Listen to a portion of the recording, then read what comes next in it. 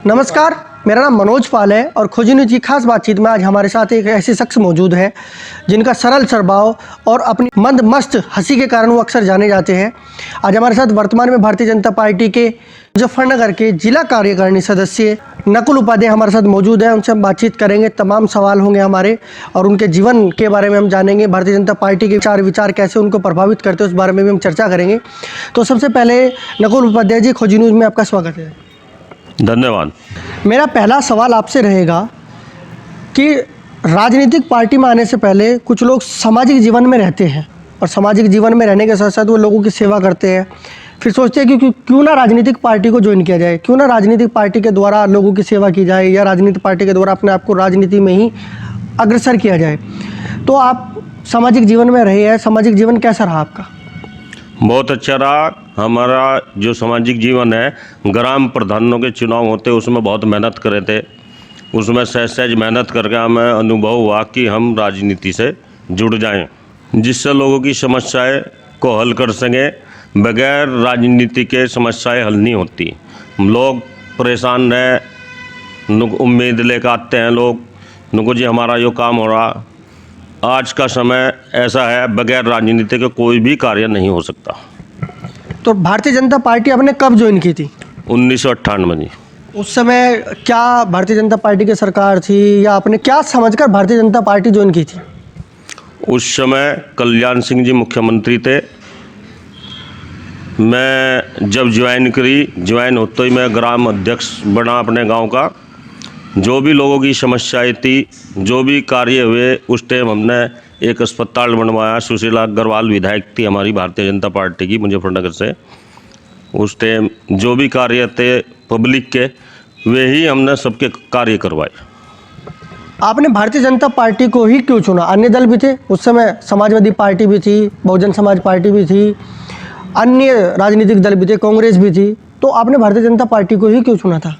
Bharatiya Janata party को ये इसलिए चुना कि इसमें जाति का खेल नहीं चलता। इसमें कार्यकर्ता अपने मेहनत करके कोई भी ऐसा कार्य करता है जो आज दरी बिछारा और वो मुख्यमंत्री बन जा। बहुत ऐसे कार्यकर्ता हैं। बात अगर मैं भारतीय जनता पार्टी की करूं, वर्तमान में आप वेहल्ला से मंडल अध्यक्ष हैं, तो कब आप मंडल अध्यक्ष बने, उससे पहले कौन कौन सी जिम्मेदारियां भारतीय जनता पार्टी में आप पर रही है? क्योंकि आपने पूरा जीवन भारतीय जनता पार्टी को ही समर्पित कर दिया। ग्राम अध्यक्ष रहा 3 साल। उसके बाद सहकारिता प्रकोष्ठ का वो ब्लॉक अध्यक्ष रहे हम।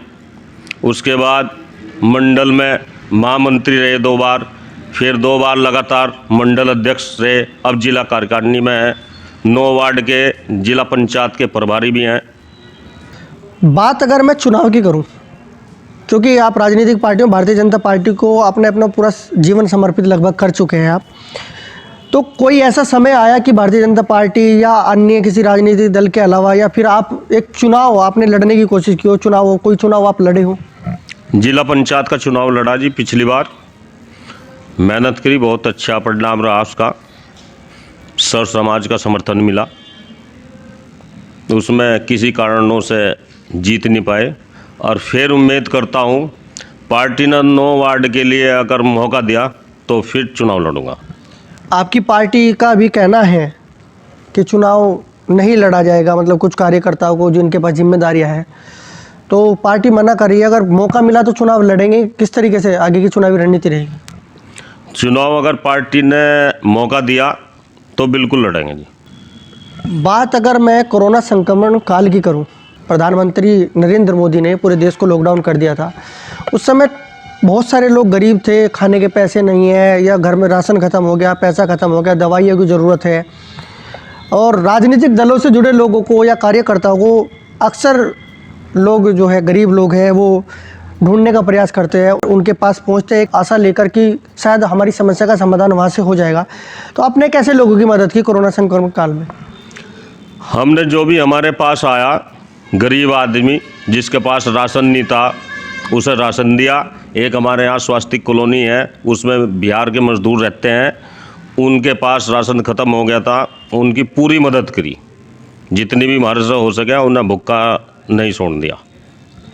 तो कुछ लोगों को मास्क, सैनिटाइजर, दवाइयाँ, कुछ ऐसा हुआ लॉकडाउन में जिसमें आपको बहुत ज़्यादा समस्याओं का सामना करना पड़ा हो या कोई बहुत ज़्यादा ज़रूरतमंद व्यक्ति हो? जो भी हमारे पास आया ज़रूरतमंद, उसकी हमने पूरी सेवा करी।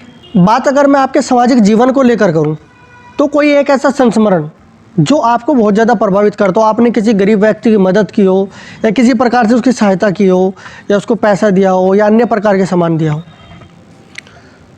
मदद तो हम शुरू से ही करते हैं। गरीब आदमी कोई भी आ जा, उम्मीद ही लेकर आता है यहाँ से कुछ मेरी मदद हो। जो भी हमारे पास आता है उसकी मदद करते हैं। हाल ही में हर साल ही हम कंबल वितरण करते हैं सर्दियों में। भारतीय जनता पार्टी में आप किसको अपना आदर्श मानते हो? श्री अटल बिहारी वाजपेयी जी को आदर्श मान के मैंने अपनी भारतीय जनता पार्टी ज्वाइन करी थी। आज की तारीख में हमारे नरेंद्र मोदी जी, योगी आदित्यनाथ जी, केशव प्रसाद मौर्य जी, स्वतंत्र देव जी, सब अपने आदर्शी। उत्तर प्रदेश में चुनावी सरगर्मियां तेज है, हर कोई अपना चुनावी समीकरण बना बैठा है, हर किसी की नज़र अन्य जातीय समीकरण पर भी है। तो भारतीय जनता पार्टी से आपकी आशाएं क्या है चुनाव को लेकर, क्योंकि आने वाले समय पंचायत चुनाव के बाद 2022 विधानसभा चुनाव भी करीब है? मैं अपनी पार्टी से, भारतीय जनता पार्टी से उम्मीद करता हूं, जो हमारा उपाध्याय समाज, जोगी समाज है, उसका कोई भी प्रतिनिधि केंद्र स्तर पर, प्रदेश स्तर पर नहीं है। सन 2022 में जो चुनाव आ रहा विधानसभा का, मैं अपनी पार्टी से उम्मीद करता हूं कि 5 टिकट कम से कम उपाध्याय जोगी समाज को मिले।